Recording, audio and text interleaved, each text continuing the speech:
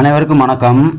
இன்னைக்கான வீடியோவில் நாம் எதை பற்றி தெரிஞ்சுக்க போகிறோம்னா, டாடா ஏஸில் ரேடியேட்டரில் அடப்பு வர காரணம் என்ன, அதை எப்படி நாமே சரி செய்வது அப்படிங்கிறத பற்றியும், ரெண்டாவது ஹெட்டு வேலை வராமல் தடுப்பது எப்படி அப்படிங்கிறத பற்றியும் பார்க்க போகிறோம். இந்த வீடியோவை பார்த்ததுக்கப்புறம் பிடிச்சிருந்தா நம்ம தமிழ் மெக்கானிக் சேனலை சப்ஸ்கிரைப் பண்ணி வச்சுக்கோங்க. இந்த விஷயங்களை மற்றவங்களும் தெரிஞ்சுக்கிட்டோம் அப்படின்னு நினச்சா மட்டும் வீடியோவை ஷேர் பண்ணுங்கள். ஃபஸ்ட்டு ரேடியேட்டர் அடப்பு ஏன் வருது அப்படின்னு பார்த்தோம்னா, நாம் ஊற்றுற கூலண்ட் ஆயில் தான் முக்கிய காரணம். கூலண்ட் ஆயிலை பொறுத்த வரைக்கும் நாம் என்ன நினைக்கிறோம்னா, கூலண்ட் ஆயில் ஊற்றுனா என்ஜின் நல்லா கூல் பண்ணும் அப்படின்னு நம்மள நிறைய பேர் நினச்சிக்கிட்டு இருக்கோம். ஆனால் அது அப்படி கிடையாது. பொதுவாகவே தண்ணீருக்கு ஒரு குணம் இருக்குது. 100 டிகிரிக்கு மேலே ஹீட் ஆச்சுன்னா ஆவியாகும் தன்மையுடையது. தண்ணி ஆவியாச்சுன்னா தண்ணி குறையும், தண்ணி குறைஞ்சா ஏர் வாங்கும், ஏர் வாங்கினா ஹீட் ஆகும், ஹீட் ஆச்சுன்னா டெம்பரேச்சர் ஹை ஆகும். இதை தடுப்பதற்காக தான் கூலண்ட் ஆயில் பயன்படுத்துகிறோம். கூலண்ட் ஆயிலை பொறுத்த வரைக்கும் 150 டிகிரிக்கு மேலே ஹீட் ஆனால் கூட ஆவியாகாது. ஆனால் இங்கே தான் ரேடியேட்டர் அடப்புங்கிற விஷயமே உருவாகுது. கூலண்ட் ஆயில் ஊற்றணுங்கிறதுக்காக ஏதாவது ஒரு கம்பெனி ஆயிலை ஊற்றுவோம். ரெண்டாவது கூலண்ட் ஆயில் ஊற்றுனா அதையும் ஆயில் சர்வீஸ் செய்கிற மாதிரி ஒரு 4 ஆயில் சர்வீஸுக்கு ஒரு தடவையாவது மாற்றணும். நம்மளாம் நிறைய பேர் அதை செய்கிறதே கிடையாது. அதனாலேயும் ரேடியேட்டர் அடப்பு ஏற்படும். அதனால் ஒரு 4 ஆயில் சர்வீஸுக்கு ஒரு தடவையாவது இந்த மாதிரி பண்ணுனா ரேடியேட்டர் அடப்புங்கிறதே வராது, ஹெட்டு வேலையும் வராது. அட்லீஸ்ட் ஒரு 6 மாதத்துக்கு ஒரு தடவையாவது இந்த மாதிரி பண்ணால் கூட போதும். ரேடியேட்டர் வேலையும் வராது, ரேடியேட்டர் மாற்ற வேண்டிய அவசியமும் வராது. இந்த வேலையை ஒர்க் ஷாப்பில் விட்டு தான் செய்யணுங்கிற அவசியம் கிடையாது, நம்மளே சரி பண்ணிக்கலாம். இன்னொரு முக்கியமான விஷயம், உங்கள் ரேடியேட்டர் மாற்றுற கண்டிஷனில் இருந்தால் இந்த மெத்தட் ஒர்க் அவுட் ஆகாது. இது ஒரு தற்காலிக நிவர்த்தி தான். புது ரேடியேட்டர் மாற்றினதுக்கு அப்புறமா ஆரம்பத்திலேருந்து இந்த மாதிரி பண்ணிக்கிட்டே வந்தால் ஒரு 3 வருஷத்துக்கு கூட ரேடியேட்டர் மாற்ற வேண்டிய அவசியமே இருக்காது. ஹெட்டு வேலையும் வராமலையும் தடுத்துடலாம். ஹெட்டு வேலை 2 காரணங்களால் வரும். ஒன்று டைமிங் பெல்ட் அந்து போச்சுன்னா வரும், ரெண்டாவது டெம்பரேச்சர் கம்ப்ளைண்ட்னால் வரும். டைமிங் பெல்ட்டை பொறுத்த வரைக்கும் ஒவ்வொரு 45,000 கிலோமீட்டர்லேருந்து 50,000 கிலோமீட்டருக்குள்ளே மாற்றிட்டா எந்த பிரச்சனையும் கிடையாது. அப்படி சரியான கிலோமீட்டருக்கு நம்ம பெல்ட்டை மாற்றிட்டோம்னா ஹெட்டு வேலை வர்றதுலேருந்து தவிர்த்திடலாம். இதில் இன்னொரு முக்கியமான விஷயம், டைமிங் பெல்ட்டை எப்பெல்லாம் நம்ம மாற்றுறோமோ அப்போல்லாம் பெல்ட்டுக்கு வர்ற ஐடியல் பேரிங் மற்றும் அட்ஜஸ்டர் பேரிங் ரெண்டையுமே மாற்றுறது நல்லது. ரெண்டாவது டெம்பரேச்சர் கம்ப்ளைண்ட்னாலையும் பெல்ட் அந்து போகும். எப்படின்னு கேட்குறீங்களா? இது உடனே நடக்காது, சிறிது காலம் ஆகும். ஒரு சில வண்டிகளில் பார்த்தோம்னா நார்மல் டெம்பரேச்சரே 95 டிகிரி ஹீட் இருந்துக்கிட்டே இருக்கும். வண்டியும் வேறு எந்த கம்ப்ளைண்ட்டும் காமிக்காது. அதனால் நம்மளும் ஓட்டிக்கிட்டே இருப்போம். ஆனால் இன்ஜினில் இருக்கிற டைமிங் பெல்ட்டு இந்த மாதிரி ஹீட்டு தாங்கி ஓடிக்கிட்டே இருக்கும்போது சில 1000 கிலோமீட்டர் ஓடினதுக்கப்புறம் வெடிப்பு விட ஆரம்பிச்சிடும் அல்லது நீட்சி அடைய ஆரம்பிச்சிடும். அப்படி பெல்ட் நீளமாகும் பட்சத்தில் டைமிங் பெல்ட்டு லூஸ் ஆகும். அப்படி லூஸ் ஆச்சுன்னா டைமிங் மாறும்.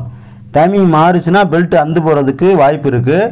பெல்ட் அந்துச்சுன்னா ஆட்டோமேட்டிக்காக ஹெட்டு வேலை வர்றதுக்கு வாய்ப்பு இருக்குது. இப்படி தான் டெம்பரேச்சரும் பெல்ட் அந்து போகிறதுக்கு ஒரு காரணமாக இருக்குது அப்படிங்கிறதையும் தெரிஞ்சுக்கோங்க. அதனால் டாடா ஏஸை பொறுத்த வரைக்கும் டெம்பரேச்சர் தான் பிரதானமான கம்ப்ளைண்ட்டு. அது வராமல் பார்த்துக்கிட்டாலே போதும், வண்டி ஹெட்டு வேலையும் வராமல் தடுத்துடலாம். வாங்க அதை பற்றி தெரிஞ்சுக்கலாம். ஃபஸ்ட்டு இந்த மாதிரி பானட்டு கிரில்லு எல்லாத்தையுமே கழட்டி எடுத்துக்கணும். கழட்டி எடுத்துக்கிட்டு வண்டி வாட்டர் சர்வீஸில் கொண்டு போய் நிப்பாட்டணும். வாட்டர் சர்வீஸில் நிப்பாட்டிட்டு இந்த மாதிரி அடியில் ரேடியேட்டருக்கு ஒரு காரக் கொடுத்துருப்பாங்க, தண்ணி பிடிங்கி விடுற காரக்கு. அந்த காரக்கை கழட்டி எடுத்துக்குங்க. பிளாஸ்டிக்கில் தான் இருக்கும். பிளாஸ்டிக்கு ரொம்ப டைட் இருக்காது. அதே மாதிரி நீங்கள் டைட் வைக்கும் போதும் ரொம்ப டைட் வச்சிங்கன்னா உடஞ்சி போயிடும். அதனால் சும்மா நார்மலாகவே டைட் வச்சுக்குங்க. இந்த பிளாஸ்டிக் நட்டை கழட்டி எடுத்துக்குங்க. கழட்டி எடுத்துட்டு இந்த மாதிரி கலட்டும் போது பார்த்து கவனமாக பண்ணுங்கள். தண்ணி கொஞ்சம் சூடாக இருந்துச்சுன்னா சுடு தண்ணி மாதிரி மேலே விழுகும். அதனால் பார்த்து கொஞ்சம் கவனமாக பண்ணுங்கள்.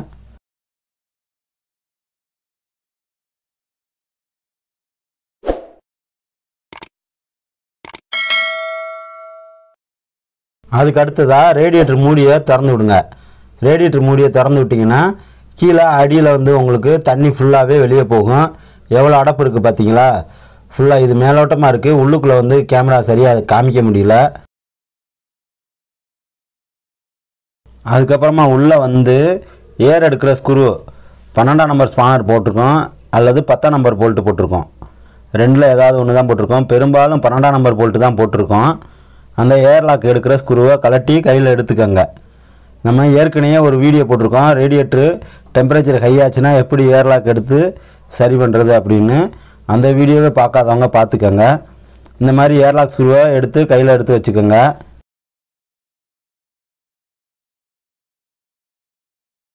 இந்த போல்ட்டை கழட்டி எடுக்கும்போது இதுவும் சூடாக இருக்கும், அதனால் பார்த்து கொஞ்சம் கவனமாக எடுங்க. போல்ட்டு உள்ளே விழுந்துருச்சுன்னா அப்புறம் தேடிக்கிட்டு இருக்க முடியாது. அந்த மாதிரி கழட்டி எடுத்து தனியாக வச்சுக்கோங்க. அதுக்கப்புறமா வாட்டர் சர்வீஸில் இருக்கிற அந்த ப்ரெஷர் கன்னை வாங்கி ஃபஸ்ட்டு இந்த மாதிரி ரேடியேட்டர் தண்ணி ஊற்றுற அந்த டாப்பில் உள்ளே வச்சுக்கோங்க. அதுக்கப்புறமா ப்ரெஷர் கன்னு மோட்டரை ஆன் பண்ண சொல்லுங்கள். இப்போ ப்ரெஷராக தண்ணி வரும். தப்பி தவறி கூட ரேடியேட்டரோட ஃப்ரண்ட் கோரில் எதுவும் காமிச்சிடக்கூடாது. இந்த மாதிரி நம்ம ப்ரெஷர் கன்னை ரேடியேட்டருக்குள்ளே விட்டு ப்ரெஷராக அடிக்கும்போது என்ன நடக்கும் அப்படின்னு கேட்டிங்கன்னா, உள்ளே இருக்கிற டஸ்ட்டு ஃபுல்லாகவே ரேடியேட்டரில் இருக்கிற அடப்பு ஃபுல்லாகவே வழியாக ரேடியேட்டர் காரக்கு வழியாக கீழே ஃபுல்லாகவே போயிடும், பிடுங்கிட்டு போயிடும். அதே மாதிரி இன்ஜினுக்குள்ளே இருக்கிற கசுறு ஃபுல்லாகவே அந்த ஏர் எடுக்கிற ஸ்க்ரூ வழியாகவும் உங்களுக்கு 2 பக்கமுமே இருக்கிற டஸ்ட்டு ஃபுல்லாகவே போயிடும். பார்த்தீங்களா எவ்வளோ டஸ்ட்டு வருதுன்னு? இது ஃபுல்லாகவே இன்ஜினுக்குள்ளே இருக்கிற டஸ்ட்டு ப்ளஸ் ரேடியேட்டருக்குள்ளே இருக்கிற டஸ்ட்டு. ரெண்டாவது கூலண்ட் ஆயில் கெட்டு போனது. இந்த 3மே சேர்ந்து தான் இந்த மாதிரி சகதி ஆயிரும் ரேடியேட்டரு. வீடியோ பார்க்குறவங்களுக்கு கேமரா கொஞ்சம் ரொம்ப சேக் பண்ணி எடுத்துருப்பேன் தம்பி. நானே வேலை பார்த்துக்கிட்டு என்னாலே வீடியோ எடுக்க முடியல. ஃபோனில் தண்ணி பட்டுருமோன்னு பயமாக போச்சு. அதனால் வாட்டர் சர்வீஸில் வேலை பார்க்குற பையனை வச்சு வீடியோவை ரெக்கார்ட் பண்ண சொன்னேன். அதனால் இஷ்டத்துக்கு கேமராவை அங்கிட்டு இங்கிட்டு ஆட்டி எடுத்துட்டேன். ஏதாவது முன்ன பின்ன இருந்தால் கொஞ்சம் அட்ஜஸ்ட் பண்ணிக்கோங்க. இந்த மாதிரி ப்ரெஷர் கன்னை உள்ளே வச்சு லெஃப்ட்டு ரைட்டு இந்த மாதிரி ஷேக் பண்ணிங்கன்னா இந்த லெஃப்ட் சைடு இருக்கிற அடப்பும் சரி ரைட் சைடு இருக்கிற அடப்பும் சரி ஃபுல்லாகவே உங்களுக்கு வெளியில் வந்துடும். கொஞ்சம் நேரம் அப்படியே வச்சுக்கிட்டே இருங்க, ஃபுல்லாகவே நல்லா வெளியே வந்துடும். இந்த மாதிரி ப்ரெஷர் கன்னை காமிக்கும்போது ஒரே இடத்துல காமிக்காமல் லெஃப்ட் ரைட் பண்ணிக்கிட்டே இருங்க. அப்போ தான் வந்து எல்லா பக்கமும் இருக்கிற அடப்பு ஃபுல்லாகவே வெளியே போயிடும். ரெண்டாவது உங்களுக்கு எந்த விதமான பயமும் தேவையில்லை. ப்ரெஷர் கன்னில் உள்ளே வச்சு காமிக்கும்போது ரேடியேட்டர் தான் ஓட்டாயிருமோ அப்படின்னு. அதெல்லாம் எதுவுமே ஆகாது. நீங்கள் ஃப்ரண்ட்டில் அந்த ரேடியேட்டர் கோரில் காமிச்சிங்கன்னா தான் ஓட்டையாயிரும். இந்த மாதிரி தண்ணி ஊற்றுற அந்த ஓட்டைக்குள்ளே காமிக்கும்போது ரேடியேட்டர் ஓட்டையே ஆகாது. லெஃப்ட் ரைட் மட்டும் இந்த மாதிரி ஷேக் பண்ணிக்கிட்டே இருங்க கொஞ்சம் நேரத்துக்கு. இந்த பக்கமும் இருக்கிறது அந்த பக்கம் இருக்கிறது எல்லாமே போயிடும். இதை நீங்களே வாங்கி பண்ணலாம். உண்மையிலே இந்த வீடியோ எடுக்கிறதுக்கு ரொம்ப சிரமப்பட்டேங்க. ஃபோனில் தண்ணி போயிருமோ ஒரு பக்கம், தண்ணி ப்ரெஷர் ஒரு பக்கம், எப்படியாவது கேமராவில் தண்ணி பட்டுருச்சுன்னா ஃபோன் வேஸ்ட் ஆயிருமே அப்படின்னு ஒரு பயந்துக்கிட்டே வீடியோ எடுத்தேன். நானும் தூரமாக வச்சு கூட கேமரா வச்சு எடுத்து பார்த்தேன். வீடியோ அந்தளவுக்கு தெளிவாக வரல. அதனால தான் கொஞ்சம் கிட்டக்க வச்சு எடுத்தால் கூட போதும், கேமராவில் தண்ணி படாமல் நான் வாட்டர் சர்வீஸ் பண்ணுறேன் அப்படின்னு சொல்லி கண்ணை வாங்கி நான் அடித்தேன். அப்படி இருந்துமே 2-3 தடவை ஃபோனில் தண்ணி பட்டுருச்சு. இதெல்லாம் ஏன்டா என்கிட்ட சொல்லிக்கிட்டு இருக்க அப்படின்னு நினைக்காதீங்க. அப்படியாச்சும் ஒரு சப்ஸ்கிரைபர் வருவாங்கன்னு தான், வேறு ஒன்றும் இல்லை. அதனால் மறந்துடாமல் நம்ம சேனலை சப்ஸ்கிரைப் பண்ணி வச்சுக்கோங்க. தமிழ் மெக்கானிக் சேனல் மறந்துடாதீங்க. இந்த மாதிரி ஃபுல்லாக நல்லா பண்ணிவிட்டு கீழே அடியில் தண்ணி நல்லா தெளிவாக பியூராக வர்ற வரைக்கும் அடிச்சிருங்க. சும்மா ஒரு 4 நிமிஷம் 5 நிமிஷம் ப்ரெஷர் கன்னை காமிச்சிக்கிட்டே இருங்க. ஒன்றும் தப்பு கிடையாது, ரேடியேட்டருக்கு எதுவும் ஆகாது. பயப்படாமல் தாராளமாக பண்ணுங்கள். தண்ணி நல்லா தெளிவாக வந்த பிறகு அதுக்கப்புறமா கூலண்ட் டேங்க் டப்பாவில் வந்து இந்த கன்னை கொண்டு வந்து காமிச்சு ஃபுல்லாக மறுபடியும் அதுலேயும் அடிச்சிருங்க. அதில் இருக்க டஸ்ட்டும் வெளியே வந்துடும்.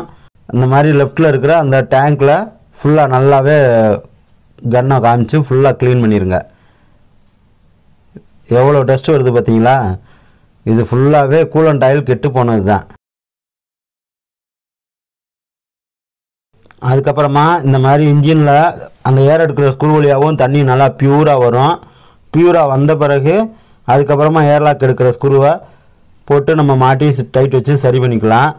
இதில் முக்கியமான விஷயம் இன்னொன்று என்னான்னு கேட்டிங்கன்னா, நீங்கள் இந்த ரேடியேட்டர் காரக்கையும் கழட்டணும், அதே நேரத்தில் ஏர்லாக் எடுக்கிற ஸ்க்ரூவையும் கழட்டணும்.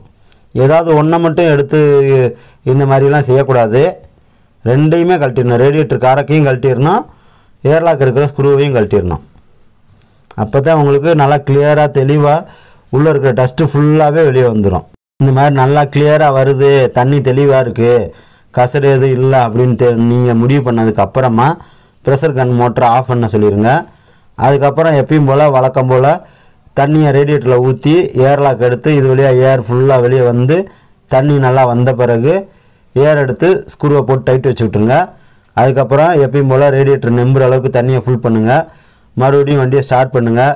ஸ்டார்ட் பண்ணோடனே மறுபடியும் கொஞ்சம் உள்ளே தண்ணி உள்ளே போகும். உள்ளே போனோடனே குறைக்கு தண்ணியை ஊற்றுங்க. அதுக்கப்புறம் டப்பாவில் இருக்கிற தண்ணியை ஃபுல் பண்ணிக்கோங்க. அதே மாதிரி கூலண்ட் ஆயில் ஊற்றும் போதும் நல்லா குவாலிட்டியான ஆயிலை வாங்கி ஊற்றுங்க. லோக்கல் ஆயிலுக்கும் குவாலிட்டியான ஆயிலுக்கும் ஒரு 30 ரூபா தான் டிஃப்ரெண்ட் இருக்கும், ரொம்ப பெரிய டிஃப்ரெண்ட் இருக்காது. அதே மாதிரி டாடா ஏஸுக்கு கூலண்ட் ஆயிலை பொறுத்த வரைக்கும் 3/4 லிட்டரே போதுமானது. 1 லிட்ரு 2 லிட்ரு இந்த மாதிரிலாம் வாங்கி ஊற்ற வேண்டிய அவசியம் இல்லை. 1 லிட்ரு அதிகபட்சமாக ஊற்றிக்கங்க. இந்த மெத்தடை டாடா சுமோவுக்கும் கூட பண்ணலாம். ஏன்னா அதில் ஏர் எடுக்கிற ஸ்க்ரூ இருக்காது. ஆனால் ரேடியேட்டர் உள்ள கோர் ஃபுல்லாகவே ஓட்டை பெருசாக இருக்கிறதுனால நம்ம கீழே காரக்கை மட்டும் பிடுங்கி விட்டுட்டு டாடா சுமோவுக்கும் இந்த மெத்தடை ஃபாலோ பண்ணி செஞ்சுக்கலாம். இந்த வீடியோ பிடிச்சிருந்துச்சுன்னா நம்ம தமிழ் மெக்கானிக் சேனலை சப்ஸ்கிரைப் பண்ணி வச்சுக்கோங்க. இந்த மாதிரி மெக்கானிக்கல் சம்மந்தமாக நிறையா வீடியோக்கள் நம்ம சேனலில் வருது. அதனால் நம்ம சேனலை சப்ஸ்கிரைப் பண்ணி வச்சுக்கோங்க. உங்களுக்கு வேறு ஏதாவது சந்தேகம்னா கமெண்ட் பண்ணுங்கள். வேறு எந்த மாதிரியான வீடியோக்கள் வேணும் அப்படிங்கிறத பற்றியும் கமெண்ட் பண்ணுங்கள். வீடியோ உங்களுக்கு பிரயோஜனமாக இருந்துச்சு அப்படின்னா மட்டும் லைக் பண்ணுங்கள், ஷேர் பண்ணுங்கள். நன்றி, வணக்கம்.